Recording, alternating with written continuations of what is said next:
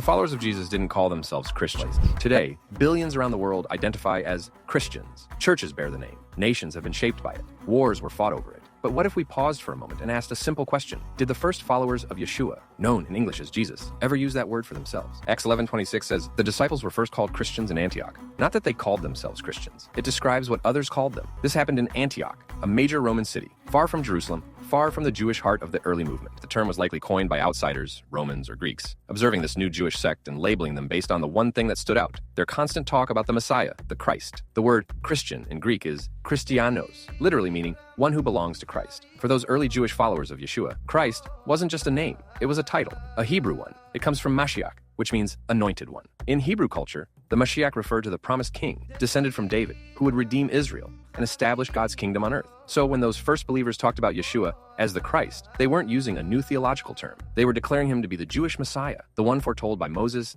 Isaiah, and the prophets. Over time, the term Christian began to mean something different. It became detached from its Jewish roots. It began to refer to a new religion, something separate from Israel, something with its own traditions, its own theology, its own holidays, and sadly, often its own hostility toward the very people through whom the Messiah came. But that's not how it started. When Paul, the apostle to the nations, wrote to communities of believers, he never once used the word Christian. Instead, he referred to the believers in three key ways. The saints, meaning holy ones set apart for God. The faithful, meaning those who trusted in the message.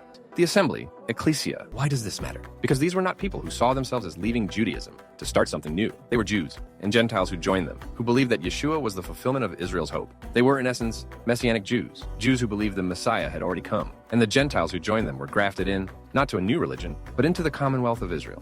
You were without Christ, being aliens from the commonwealth of Israel. But now in Christ Jesus, you who once were far off have been brought near by the blood of Christ. The followers of Yeshua, who he called Notzrim Meshihim, Messianic believers. They didn't reject the Torah, the Sabbath, or the God of Israel. They embraced all of it more deeply, through the lens of the Messiah. Acts 24:14. But this I confess to you, that according to the way which they call a sect, so I worship the God of my fathers, believing all things which are written in the law and in the prophets. Unfortunately, by the time of the church fathers, men like Justin Martyr, Origen, and Augustine, the gap between Christianity and its Jewish foundation had widened dramatically. Sabbath was replaced with Sunday. Passover was replaced with Easter. The Jewish people were cast as Christ killers. That history matters. If we start from the wrong foundation, we may end up building something that looks very different from what Yeshua intended. He didn't come to start a new religion. He came to fulfill the promises of God to Israel and to open the gates of that kingdom to the nations. John 4:22, salvation is of the Jews. Romans 11:1, has God cast away his people? Certainly not. The gospel didn't begin in Rome. It didn't begin in Europe. It didn't begin in church buildings, councils, or cathedrals. It began in Jerusalem,